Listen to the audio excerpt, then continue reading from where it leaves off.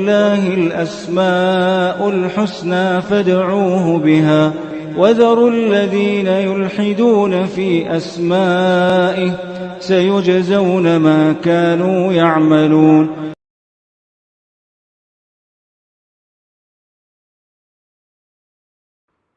بسم اللہ الرحمن الرحیم الحمد للہ رب العالمین وبہ نستعین وصلی اللہ وسلم علی سید الانبیاء والمرسلین وعلی آلہ واصحابہ اجمعین ومن تبعہم باحسان الی یوم الدین اما بعد۔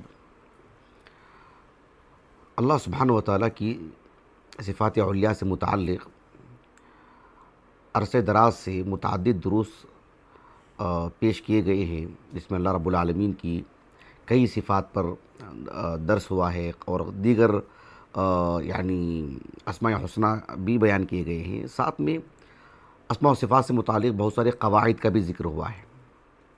آج کی جو نشست ہے، جس موضوع سے متعلق گفتگو ہوگی، براہ راست اس درس کو سنیں گے تو مشکل ہو جائے گی، اس لیے پچھلے جو دروس ہیں، خاص کر پچھلے جو 4-5 دروس ہیں، اس سے جوڑ کر کے سنیں گے تو پھر بات واضح ہوگی۔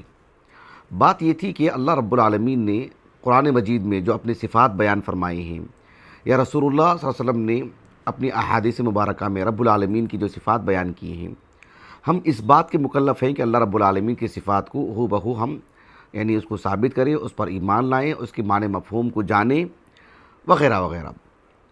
البتہ اللہ سبحانہ وتعالیٰ کی صفات سے متعلق جہاں تکییف نہیں کرنا ہے، کیفیت نہیں بتانا ہے، جہاں تمثیل سے کام نہیں لینا ہے، تشبیہ نہیں دینا ہے مخلوق سے، اسی طرح وہ بھی ضلالت ہے، گمراہی ہے۔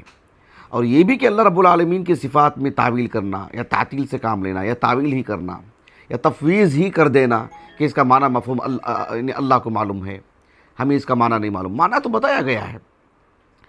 اس تناظر میں ایک بات یہ سامنے آ گئی تھی کہ رسول اللہ صلی اللہ علیہ وسلم اللہ رب العالمین کی صفات کو بیان کرنے میں تاکیدی طور پر اس حد تک بھی بیان فرمایا جیسے اللہ رب العالمین کی انگلیاں ہیں، اپنی انگلیوں سے اشارہ کر کے بتایا، تاکہ سامنے والا اس بات کو سمجھ لے کہ اللہ سبحانہ وتعالیٰ کی جو انگلیاں ہیں وہ حقیقی ہیں، اللہ سبحانہ وتعالیٰ کی مٹھی ہے حقیقی معنوں میں۔ اس کو رسول اللہ صلی اللہ علیہ وسلم نے ایک مٹھی کے طور پر بتایا، کھول کر کے بند کر کے۔ مقصود یہ نہیں تھا کہ تشبیہ دی جائے، ظاہر بات ہے تشبیہ دینا تو کفر ہے، اب رسول اللہ صلی اللہ علیہ وسلم کیسے اس طرح کا معاملہ اختیار فرما سکتے ہیں؟ لیکن رسول اللہ صلی اللہ علیہ وسلم نے تاکید کے طور پر کہا کہ حقیقی معنوں میں مٹھی ہے۔ اللہ سبحانہ وتعالیٰ کے لیے آنکھ ہے، اپنے آنکھ کی طرف اشارہ کر کے بتائے۔ اللہ تعالیٰ سنتا ہے، سننے کی جو قوت جہاں سے انسان سنتا ہے اس طرف اشارہ کر کے فرمایا۔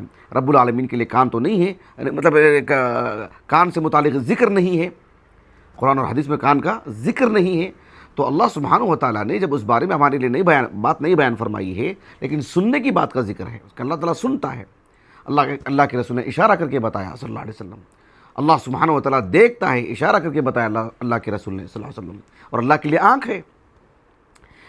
اس تناظر میں یہ بات آ رہی تھی کہ رسول اللہ صلی اللہ علیہ وسلم جو اللہ تعالیٰ کے نبی، اللہ کے رسول ہیں، اور اللہ تعالیٰ نے قرآن مجید میں فرمایا سورۃ النحل میں وَأَنزَلْنَا إِلَيْكَ الذِّكْرَ لِتُبَيِّنَ لِلنَّاسِ، اللہ سبحانہ وتعالیٰ نے رسول اللہ صلی اللہ علیہ وسلم پر جو قرآن نازل فرمایا کہ لوگوں کو آپ اس کو بیان کر دیں، تو رسول اللہ کا جو بیان ہے صلی اللہ علیہ وسلم، قرآن کی جو تفسیر نبی سے ہوئی ہے، نبی جو اللہ کا دین جو لوگوں کو بتاتے ہیں، اس میں جہاں قول کے ذریعے سے بتاتے ہیں، جہاں فعل کے ذریعے سے بتاتے ہیں، اور عمل کی بات آتی ہے تو اس میں ترک کی بھی بات آتی ہے، سکوت اور عفو والا معاملہ ہے۔ اس کی تفصیل پچھلے درس میں ہو چکی ہے الحمدللہ۔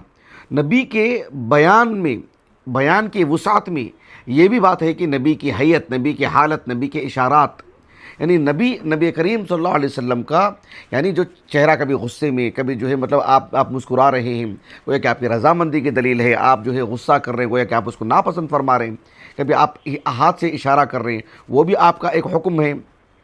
تو بیان جب کہتے ہیں تو اس میں قول، عمل اور آپ کی حیت اور آپ کی آپ کے اشارات بھی اس میں داخل ہیں، جس پر ہم نے تفصیل گفتگو کی الحمدللہ، اور کئی مثالیں بھی ہم نے دی ہیں۔ تو اسی سے جڑی ہوئی کچھ مثالیں آج میں آپ کے سامنے انشاءاللہ تعالیٰ رکھتا ہوں۔ 4 حدیث میں آپ کو سناتا ہوں نہایت اختصار سے۔ حدیث مطول ہیں، حدیثوں میں کئی طرح کی باتیں ہیں، لیکن موضوع سے متعلق جتنا حصہ ہوگا میں چاہوں گا کہ وقت کی قلت کی وجہ سے، اور چونکہ باتیں سب واضح ہو چکی ہیں، تو انشاءاللہ تعالیٰ میں اشارات میں ضروری باتیں آپ کے سامنے رکھوں گا۔ حالانکہ ہماری اپنی جو عادت ہے، ہمارا اپنا جو طریقہ ہے، کبھی کبھار حدیث بڑی طویل ہوتی ہے، اس میں سے ایک چھوٹی سی بات ہمارے موضوع سے متعلق ہوتی ہے تو میں پوری حدیث بھی سنا دیتا ہوں، اس لیے کہ کبھی کبھار اس میں کچھ اہم باتیں ہوتی ہیں، لیکن ضرورت کے حد تک بھی کبھی وجہ استدلال آپ کے سامنے ذکر کرنے پر اکتفا بھی کر لیتا ہوں، تو آج وہی طریقہ اختیار کروں گا انشاءاللہ تعالی۔ سب سے پہلی جو حدیث ہے وہ صحیح بخاری کی جو کتاب الصلاح ہے اس میں حدیث ہے، سہل بن سعد الساعدی رضی اللہ عنہ وہ اس حدیث کے راوی ہیں، بلکہ سہل بن سعد الساعدی رضی اللہ عنہما ابو العباس، تو آپ کی سیرت سے متعلق تفسیری درس ہمارا ہو چکا ہے الحمدللہ، سہل بن سعد الساعدی رضی اللہ عنہما سے متعلق۔ یہ جو صحابی ہیں یہ کہتے ہیں کہ یعنی مدینہ جو آج کا جو مدینہ ہے نا، مدینہ نبویہ، وہ تو ماشاء اللہ تعالیٰ کافی پھیل چکا ہے، بہت بڑا ہے۔ نبی کریم صلی اللہ علیہ وسلم کے زمانے میں جو مدینہ تھا، بھلے ہی وہ اس میں یعنی بنو حارثہ شامل، بنو یعنی سلمہ شامل، بنو جو ہے عمرو بن عوف، بلکہ قبا کا جو علاقہ ہے وغیرہ سب مدینہ جب کہتے تھے، لیکن پھر بھی مسجد نبوی سے جو جڑا ہوا جو حصہ ہے، خصوصیت کے ساتھ مدینہ جب کہتے تھے تو وہ خاص طور پر مراد ہوتا تھا۔ رسول اللہ صلی اللہ علیہ وسلم گاہے بگاہے قرب و جوار میں جو مسلمان آباد تھے، اور اللہ کے رسول کی یہ تمنا رہتی تھی، آپ کی تمنا تھی، اور آپ نے بلکہ لفظوں میں اس بات کو کہا ہے کہ مسلمان پھیل کر کے رہیں تاکہ مدینہ آباد بھی رہے، اور پھر اس کے کئی ایک مقاصد ہیں۔ تو رسول اللہ صلی اللہ علیہ وسلم حسب ضرورت کبھی اس محلے کو، کبھی اس محلے کو، کبھی اس محلے کو جایا کرتے تھے۔ تو جو حدیث میں آپ کو سنا رہا ہوں صحیح بخاری کی کتاب الصلاح سے، سہل بن سعد الساعدی رضی اللہ عنہ کہتے ہیں کہ یعنی قبا کے قریب میں ایک محلہ ہے بنو عمرو بن عوف، تو رسول اللہ صلی اللہ علیہ وسلم کو اطلاع ملی کہ جو ہے یعنی دو قبیلوں میں یعنی مسلمانوں کے مابین کسی مسئلے کو لے کر کے ایک طرح کا نزاع تھا۔ رسول اللہ صلی اللہ علیہ وسلم کچھ صحابہ کے ساتھ علی الفور چلے گئے، جا کر کے کچھ صلح وغیرہ کروانی تھی کروا دی، اور وقت اتنا ہو گیا کہ ظہر کی نماز کا وقت ہو گیا۔ بلال رضی اللہ عنہ نے دیکھا کہ اللہ کے رسول واپس ابھی آئے نہیں ہیں، لیکن ظہر کی نماز کا وقت تھا تو آپ نے اذان دے دی، اور ابھی تک اللہ کے رسول نہیں آئے ہیں صلی اللہ علیہ وسلم۔ نماز کا بھی وقت ہو گیا تو اللہ کے رسول صلی اللہ علیہ وسلم ابھی تک بھی تشریف نہیں لائے ہیں۔ بلال رضی اللہ عنہ ابو بکر صدیق رضی اللہ عنہ کے پاس گئے کہ کہا کہ جو ہے اللہ کے رسول دیکھو ابھی تک نہیں آئے ہیں صلی اللہ علیہ وسلم، آپ نماز پڑھا لیں۔ کہا کہ نام ان شئت، اگر ٹھیک ہے، اگر اسی صورت حال تو انشاءاللہ میں نماز پڑھا لیتا ہوں۔ تو ابو بکر صدیق رضی اللہ عنہ نبوی مصلی پر کھڑے ہو گئے، اقامت ہوئی، آپ نماز کے لیے کھڑے ہو گئے۔ جیسے ہی اللہ کے رسول نماز ابو بکر صدیق رضی اللہ عنہ امامت کے لیے کھڑے ہوئے، اور جو ہے مطلب نماز کا آغاز کیا آپ نے صف میں کھڑے ہو کر کے، مصلی پر کھڑے ہو کر کے، اتنے میں رسول اللہ صلی اللہ علیہ وسلم آ گئے، اور رسول اللہ صلی اللہ علیہ وسلم جب مسجد میں داخل ہوئے تو صفوں کو مطلب صفوں میں سے داخل ہوتے ہوتے ہوتے پہلی صف میں جا کر کے کھڑے ہو گئے۔ اب یہ صورتحال جو تھی تو جو صحابہ تھے نا وہ اس طرح سے تصفیح سے کام لے رہے تھے، اس طرح سے تصفیح سے کام لے رہے تھے، کیا لے رہے تھے؟ تصفیح کا معاملہ اختیار کر رہے تھے، اور یہ جو تصفیح ہے اتنی زیادہ ہو رہی تھی کہ دھیرے دھیرے یہ بھی تصفیح کا کام کر رہے ہیں، وہ بھی، یہ بھی، وہ بھی، تو یعنی آواز کافی بلند ہو گئی، صدیق اکبر تک وہ آواز پہنچ رہی تھی اور مسلسل پہنچ رہی تھی، لیکن ابو بکر صدیق رضی اللہ عنہ مطلب التفات وہ نہیں کرنا چاہتے تھے، نماز میں خشوع و خضوع کا بھی ایک معاملہ تھا، لیکن یہ جو تصفیح کا جو معاملہ ہے اس قدر زیادہ ہو رہا تھا کہ جو ہے ابو بکر صدیق رضی اللہ عنہ بہرحال پلٹ کر کے دیکھتے ہیں، کہہ رہے کہ اللہ کے رسول کھڑے ہیں۔ تو اب یہاں سے ہمارے موضوع کا حصہ شروع ہو رہا ہے۔ رسول اللہ صلی اللہ علیہ وسلم نے جب ابو بکر صدیق رضی اللہ عنہ کو دیکھا تو فَأَشَارَ إِلَيْهِ بِيَدِهِ فَأَمَرَهُ أَن يُصَلِّيَ كَمَا هُوَ، فَأَشَارَ إِلَيْهِ بِيَدِهِ، اللہ کے رسول حالت نماز میں ہیں، اور نماز کے حالت میں آپ صلی اللہ علیہ وسلم اپنے ہاتھ سے اشارہ کر رہے ہیں، یعنی گویا کہ اپنی جگہ پر یعنی مکانک، لیکن زبان سے نہیں کہہ رہے ہیں، فَأَشَارَ إِلَيْهِ بِيَدِهِ، اور اس حدیث میں کیا ہے، فَأَمَرَهُ، نبی نے جو حکم دیا ہے، حکم کے لیے، امر کے لیے، بنیادی بات ہم نے گزشتہ درس میں کہا تھا نا کہ بنیادی بات یہی ہے کہ اس کے اندر قول کی قید ہے، لیکن جو ہے مطلب اس کے اندر مزید وسعت بھی ہے، اندر ضرورہ اس کے اندر مزید وسعت آتی ہے، اشارات بھی اس کے اندر داخل ہیں، لیکن اصل جو ہے قول کو اس کی حیثیت ہے۔ لیکن رسول اللہ صلی اللہ علیہ وسلم نے فَأَمَرَهُ أَن يُصَلِّيَ كَمَا هُوَ، مطلب ہے کہ مطلب نماز کو جاری رکھو، یہ معنی۔ اس کے باوجود بھی فَرَفَعَ أَبُو بَكْرٍ يَدَهُ، ابو بکر صدیق رضی اللہ عنہ اپنا ہاتھ اٹھائے، فَحَمِدَ اللَّهَ وَأَثْنَى عَلَيْهِ، الحمدللہ کہا، اور جو ہے مطلب یعنی واپس پلٹ کر کے آ گئے اور آ کر کے کھڑے ہو گئے۔ رسول اللہ صلی اللہ علیہ وسلم آگے بڑھے اور جا کر کے نماز پڑھایا آپ نے، اور ابو بکر صدیق رضی اللہ عنہ صف میں داخل ہو گئے جہاں نبی کریم صلی اللہ علیہ وسلم کھڑے تھے۔ اب نماز جاری ہے، نماز سے فارغ ہوئے رسول اللہ صلی اللہ علیہ وسلم، نماز سے فارغ ہونے کے بعد ایک تو رسول صلی اللہ علیہ وسلم نے ان صحابہ کو تنبیہ فرمائی کہ یہ جو تصفیح کا جو معاملہ ہے، کہا کہ یہ نساء کے لیے ہے۔ تصفیح کا بھی لفظ آتا ہے، اس حدیث میں تصفیح کا لفظ ہے تصفح سے، تو کہا کہ جو ہے یہ نساء کے لیے، کہا کہ اذا نابہوا فی صلاۃ احدکم فلیقل سبحان اللہ، کہا کہ سبحان اللہ کہو۔ ایک تو ان کو تنبیہ فرمائی۔ اب ابو بکر صدیق رضی اللہ عنہ کی طرف التفات کیا اللہ کے رسول نے، ابو بکر صدیق رضی اللہ عنہ سے مخاطب ہو رہے ہیں اور کہا کہ یا ابا بکر ما منعک حین اشرت الیک ان تصلی بالناس، کہا کہ اے ابو بکر جب میں نے اشارہ کیا تھا نا، کیا کہا؟ حین اشرت الیک، میں نے جب اشارہ کیا تھا کہ نماز کو جاری رکھو تو ما منعک ان تصلی بالناس، کون سی چیز تمہارے لیے مانی تھی کہ تم نے نماز نہیں پڑھائی؟ ابو بکر صدیق رضی اللہ عنہ نے کہا کہ ما کان ینبغی لابن ابی قحافۃ ان یصلی بین یدی النبی صلی اللہ علیہ وسلم۔ اللہ اکبر، اللہ اکبر، کیا ادب ہے ابو بکر صدیق میں رضی اللہ عنہ۔ کہا کہ نبی کی حاضری میں، نبی کے مصلی پر میں کھڑے ہو کے نماز پڑھاؤں؟ کہا کہ ابن ابی قحافہ کے لیے مناسب نہیں ہے، اللہ اکبر۔ اور کہا کہ ما کان ینبغی، یہ لفظ بتا رہا ہے کہ آپ اسے گویا کہ درست نہیں سمجھتے۔ نبی جب حکم دیتے ہیں تو نبی کی بات کو تسلیم کر لینا چاہیے، اس لیے کہ وہ واجب ہے، الا ہے کہ کچھ قرینہ ہو، خارجی دلیل ہو جس سے معلوم ہو کہ جو ہے مطلب وہ وجوب کے لیے نہیں، استحباب کے لیے۔ تو اس حدیث کی روشنی میں شیخ الاسلام ابن تیمیہ رحمہ اللہ نے منہاج السنہ والنبویہ میں اشارہ کیا ہے کہ صدیق اکبر کی فقہ دیکھو، سبحان اللہ، فقہ دیکھو صدیق اکبر کے رضی اللہ عنہ۔ رسول اللہ صلی اللہ علیہ وسلم نے حکم دینے کے فَأَمَرَهُ أَن يُصَلِّيَ بِالنَّاسِ ان یصلی کما ہو، حکم دینے کے باوجود بھی آپ کا پیچھے آنا یہ آپ کی کمال فقہ کی دلیل ہے کہ آپ نے اسے وجوب پر نہیں، استحباب پر جو ہے مطلب محمول کیا۔ تو منہاج السنہ والنبویہ میں آپ کے کمال علم پر دلالت کرنے والے اس عمل کو بتایا، اور اللہ کے رسول صلی اللہ علیہ وسلم نے آپ سے کچھ اور نہیں کہا نا، صرف پوچھا آپ کو، اور آپ کے کہنے پر جو ہے آپ صلی اللہ علیہ وسلم نے خاموشی اختیار فرمائی۔ اور ہم نے گزشتہ درس میں کہا تھا کہ سکوت بھی نبی کا جو ہے مطلب یعنی وہ آپ کے بیان کا حصہ ہے۔ تو اس حدیث میں بالکل بات واضح ہے، اچھی طرح بات واضح ہو گئی۔ اسی لیے جس کتاب کا میں نے حوالہ دیا تھا، یعنی تقریب الاصول الى طریقت اصحاب الرسول صلی اللہ علیہ وسلم، شیخ محمد بن مبارک الحکیمی کی، الحکیمی الحکیمی ہے، وہ مجھے تلفظ صحیح سے نہیں ہے زبان پہ، حفظہ اللہ تعالی۔ انہوں نے اس حدیث سے متعلق یہ بات کہی ہے، رسول اللہ صلی اللہ علیہ وسلم نے جو ابو بکر صدیق کو حکم دیا تھا وہ حکم اشارتاً تھا کہ انثبت، یعنی مکانک، اس معنی میں۔ لیکن دیکھو اشارات بھی نبی کے بیان کا حصہ ہیں، وہ مجھے یہاں پر بتانا مقصود ہے۔ جو اللہ کے رسول نے صلی اللہ علیہ وسلم اللہ سبحانہ وتعالیٰ کے صفات کے بیان میں بھی اس اسلوب کو اختیار فرمایا۔ اس سے تشبیہ اور تمثیل کا بالکل اس میں کوئی دخل نہیں ہے، بلکہ یہ بیان کا حصہ ہے، یہ تاکیدی طور پر کہ اللہ تعالیٰ حقیقی معنوں میں سنتا ہے، اللہ تعالیٰ حقیقی معنوں میں دیکھتا ہے، اللہ کی جو آنکھ ہے وہ حقیقی آنکھ ہے، اس معنی میں۔ اچھی طرح بات واضح ہو گئی۔ ایک اور حدیث میں آپ کو سناتا ہوں۔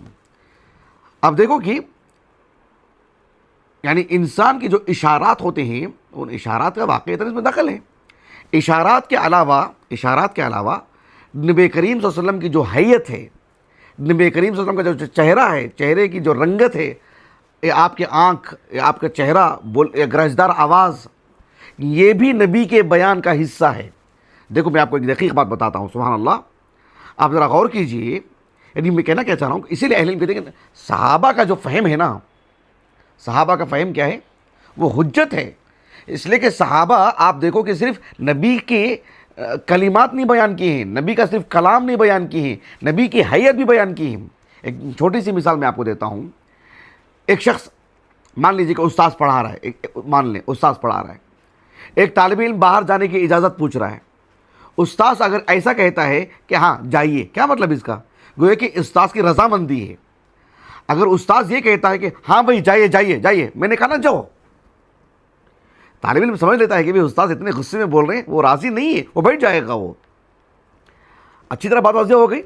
اس کا مطلب وہ لفظوں پہ غور نہیں کر رہا ہے، استاذ کی حیت پہ غور کر رہا ہے، استاذ کے غصے کو دیکھ رہا ہے، استاذ کے لفظوں پہ نہیں جا رہا ہے۔ لفظوں کا تقاضا یہ ہے کہ وہ جائے، اور چہرے کا تقاضا یہ ہے کہ وہ بیٹھنے کے لیے کہہ رہے ہیں، وہ راضی نہیں ہے۔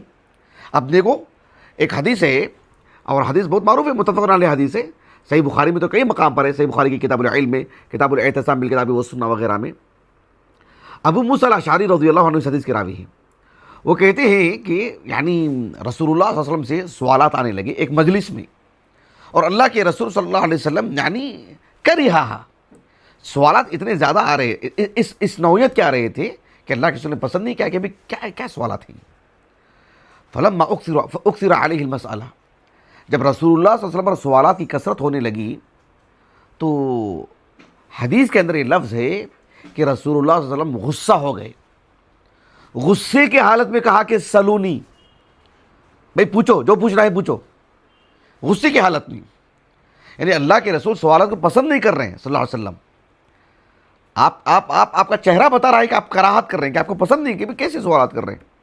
جب سوالات پھر بھی زیادہ ہونے لگے تو نبی نے کہا کہ سلونی، چلو پوچھ ہی لو۔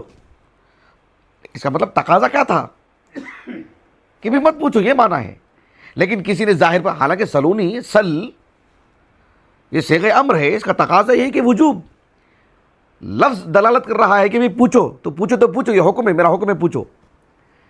لیکن رسول اللہ علیہ وسلم کی وہ آواز، رسول اللہ علیہ وسلم کی وہ حیت، رسول اللہ علیہ وسلم کا وہ غصہ، وہ بتا رہا ہے کہ کیا سوالات کریں، سوالات بند کرو۔ لیکن پھر بھی کسی نے سوال کر لیا کہ کہا کہ من ابی، میرے والد کون ہیں؟ نسأل اللہ العافیہ والسلامہ۔ وہ جو معاشرہ تھا نا اس وقت میں، اس کو زمانے جاہلیت کہتے ہیں۔ اللہ سبحانہ و تعالیٰ نے اللہ کے رسول کی بعثت کے ذریعے سے سبحان اللہ وہ جاہلیت کا معاملہ ختم ہوا۔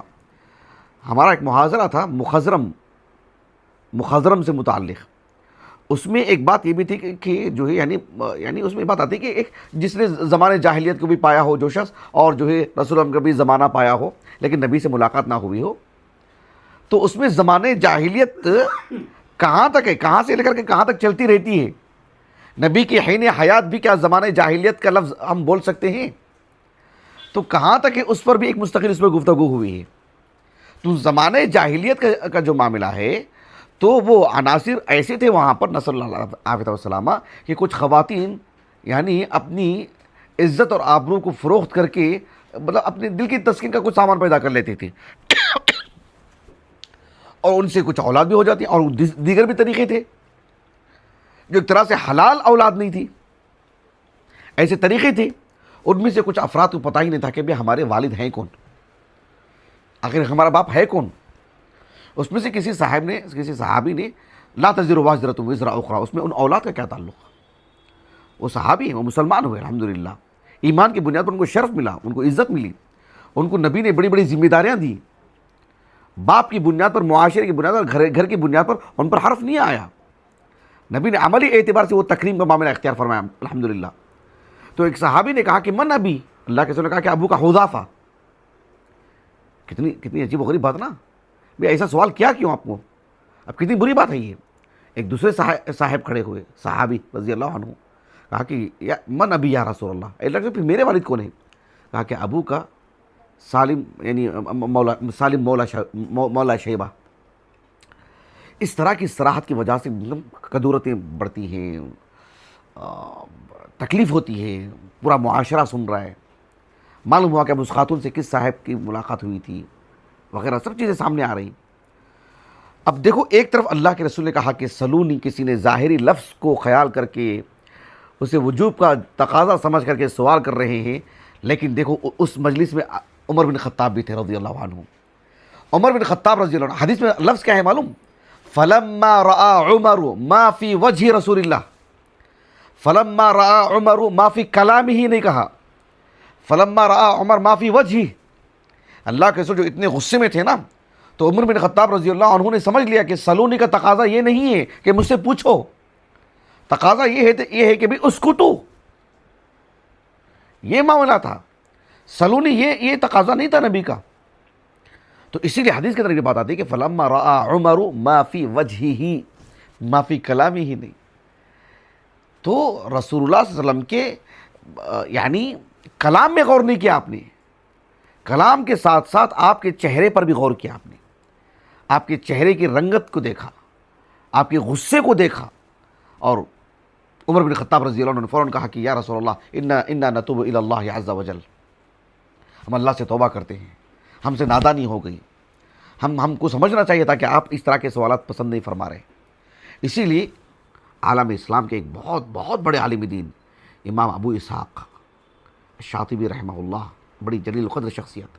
آپ کی کتاب ہے الموافقات، ہمارے پاس الحمدللہ، خاص طور پر شیخ مشہور حسن حفظہ اللہ تعالی کی تحقیق سے ہے وہ 5 جلدوں میں. اس میں امام ابو اسحاق شاطبی رحمہ اللہ اجتہاد سے متعلق جب گفتگو فرمائی، اس میں آپ نے اس بات کو بیان فرمایا، کہا کہ وَهَذَا ظَاهِرُ الْمَسَاقِ يَقْتَضِي، کہا کہ رسول اللہ صلی اللہ علیہ وسلم نے جو کہا نا کہ سلونی، کہا کہ وَهَذَا ظَاهِرُ الْمَسَاقِ يَقْتَضِي أَنَّهُ إِنَّمَا قَالَ سلونی.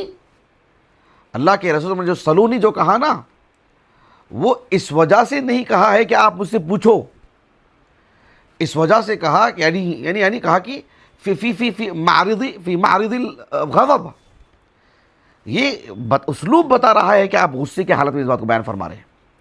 تنکیلاً بہم فی السؤال حتی یروا عاقبۃ ذلک، تاکہ لوگوں کو ایک طرح کی ڈانٹ ہو، لوگوں کو احساس ہو، لوگوں کو یہ بتانا یا مقصود ہے کہ یا ایھا الذین آمنوا لا تسألوا عن اشیاء ان تبد لکم تسؤکم. دیکھو نتیجہ کیا نکلا، ابو کا حذافہ مجھے کہنا پڑا، ابو کا سالم مولا شیبہ یہ مجھے کہنا پڑا. اس پہ غور کیجیے، اس پہ نظر رکھیں. تو عمر بن خطاب رضی اللہ عنہ نے اس کو تاڑا. تو رسول اللہ صلی اللہ علیہ وسلم کے بیان میں قول عمل کے ساتھ ساتھ آپ کی حیت، آپ کے اشارات بھی ہیں، جو بالذات اسماء و صفات سے متعلق بھی جوڑ کے اس کو دیکھنا چاہیے. اسی لیے دیکھو، ایک آدمی مسکراتا ہے، کبھی کبھار کسی چیز کی رضامندی پر مسکراتا ہے، کبھی کبھار غصے کی بھی مسکراہٹ ہوتی ہے نا. ہم چہرے کو دیکھیں گے تو چہرے پر مسکراہٹ تو لگ رہی ہے، لیکن چہرہ بتا رہا ہے کہ یہ مسکراہٹ نہیں، یہ غصہ ہے. صحیح بخاری ایک حدیث متفق علیہ روایت، صحیح بخاری کی بھی کئی مقامات پر ہے. صحیح بخاری کی کتاب المغازی میں حدیث کعب بن مالک رضی اللہ عنہ، اور صحیح مسلم کی کتاب التوبہ میں جو کعب بن مالک رضی اللہ عنہ اور مزید دو صحابہ جو تبوک کے موقع پر پیچھے رہ گئے تھے نا، جب رسول صلی اللہ علیہ وسلم واپس آئے تو کعب بن مالک رضی اللہ عنہ، حدیث میں باتیں بہت ہیں، کعب بن مالک رضی اللہ عنہ کہتے ہیں کہ فجئتو، میں اللہ کے رسول کے پاس آیا صلی اللہ علیہ وسلم، فسلمت علیہ، میں نے سلام کیا، کہا کہ فتبسم، حدیث کا لفظ کیا ہے؟ فتبسم، یہ کیا مطلب؟ آپ مسکرائے، لیکن مسکرائے تو کیسے مسکرائے؟ فتبسم تبسم المغضب، غصے کی مسکراہٹ. دیکھو صرف مسکراہٹ کی بات ہوتی تو الگ بات تھی، غصے کی مسکراہٹ. نبی کا چہرہ، نبی کی حیت بھی قرآن کے بیان میں داخل ہے، شریعت کے بیان میں داخل ہے. صحابہ کا فہم یہاں سے بھی جو ہے مطلب واضح ہوتا ہے کہ صحابہ ان سب چیزوں کو بھی بیان کرتے ہیں اور ان کو دین کا حصہ سمجھتے ہیں. صحیح بخاری کی کتاب اللباس میں ایک باب قائم کیا، باب الحریر للنساء، اور بڑی بڑی بڑی کمال فقاہت ہے. سبحان اللہ، امام بخاری رحمہ اللہ، کیا استدلال، کیا قوی استدلال، کیا گہرا استدلال امام بخاری رحمہ اللہ. خاص طور پر اس میں جو دوسری حدیث ہے، حدیث عبداللہ بن عمر، لیکن اس میں اس باب کے تحت جو پہلی حدیث ہے، حدیث علی بن ابی طالب رضی اللہ عنہ، اس میں ہے کہ رسول اللہ صلی اللہ علیہ وسلم کے پاس ریشمی لباس آیا. کیا ہے؟ رسول اللہ صلی اللہ علیہ وسلم کے پاس ریشمی لباس آیا، اور آپ نے علی بن ابی طالب کو بلا کر کے کہا کہ بھی پہن لو. یعنی کیا مطلب پہن لو سے؟ اصل میں سے پہن لو کا لفظ نہیں، کہا کہ کسانی، یہ لفظ ہے. کسانی سے مراد یہ ہے کہ آپ نے مجھے پہننے کے لیے دیا. مطلب پہننے کے لیے سے مراد ضرور نہیں کہ میں پہنوں، لیکن وہ خالص ریشمی لباس تھا. کیا تھا؟ خالص ریشمی لباس تھا. اچھا میں نے پہن لیا، میں نے پہن لیا. کہتے ہیں کہ رسول اللہ صلی اللہ علیہ وسلم نے جب مجھے دیکھا تو کہا کہ غضب، صرف مجھے دیکھ کر کے غصہ کیا. نکالو یہ کپڑا، نکالو. انزعہو، ایسے نہیں کہا نکالو یہ کپڑا، کوئی بات نہیں کہی نبی نے، بس غصہ کیا آپ نے. کہا کہ آپ کا غصہ دیکھ کے میں نے اس کو نکال دیا اور اپنے گھر کی خواتین میں بانٹ دیا. اس کا مطلب یہ ہوا کہ نبی کا غصہ بھی، نبی کی جو چہرے کی کراہت سے ہم جو دکھ رہی ہے، وہ بھی قرآن کے اس بیان میں داخل ہے. انا انزلنا الیک الذکر لتبین للناس. نبی کو یہ لفظوں میں بولنے کی ضرورت ہے کہ بھی نکالو. یہ صحابہ کا فہم دیکھو، نبی دیکھ کر کے خوش ہو رہے، اس کا مطلب دین کا حصہ ہے. وہ نبی دیکھ کر کے غصہ کر رہے، اس کا مطلب یہ کہ وہ غیر شرعی چیز ہے. حالانکہ اور باتیں کہ پھر اس کے مراتب سب دیکھیں، سیاق سباق سے ساری چیزیں دیکھنی پڑیں گی، لیکن علی الاقل اتنی بات ہے کہ نبی کی حیت مطلب بیان میں داخل ہے. تو یہ سب باتیں اس لیے بتائی جا رہی ہیں کہ دین کے سبھی شعبہ جات میں نبی نے یہ راستہ یہ طریقہ اختیار فرمایا، تو صفات کے باب میں بھی یہی طریقہ ہے۔ اس کا مطلب ہے کہ تاکیدی طور پر وہ بتانا مقصود ہے، تمثیل اور تشبیہ کے باب میں نہیں۔ اس کا مطلب یہ ہوا کہ اس میں تمثیل اور تشبیہ ہے ہی نہیں۔ نبی کریم صلی اللہ علیہ وسلم کیسے ممکن ہے کہ آپ خالق کو مخلوق سے تشبیہ دیں؟ سبحان اللہ، لیس کمثلہ شیء فلا تضربوا للہ الامثال۔ اللہ اکبر، نبی سے بڑھ کر کے قرآن کا پیغام کو کون واقف ہوگا؟ اللہ اکبر، اللہ کی معرفت نبی سے بڑھ کے کس کو ہوگی؟ تو نبی نے تاکیدی طور پر جب اللہ رب العالمین کی صفات کو مؤکد طور پر بیان فرمایا، اس کا مطلب ہے کہ تشبیہ کا خاتمہ ہوگا، وہاں پر تمثیل کا خاتمہ ہو گیا، اور جو ہے مطلب تعطیل اور تعویل کے لیے بھی مکمل طور پر دروازے بند کر دیے گئے، کہ کہا کہ دونوں ضلالتیں ہیں۔ انشاءاللہ تعالیٰ اس پر جو ہے میں اپنی پوری بات مکمل ختم کرتا ہوں۔ تقریباً 4 دروس ہو گئے ہیں، اور یہ ضروری تھی اس بات کے لیے، بالخصوص ہمارے اس معاشرے کے تناظر میں۔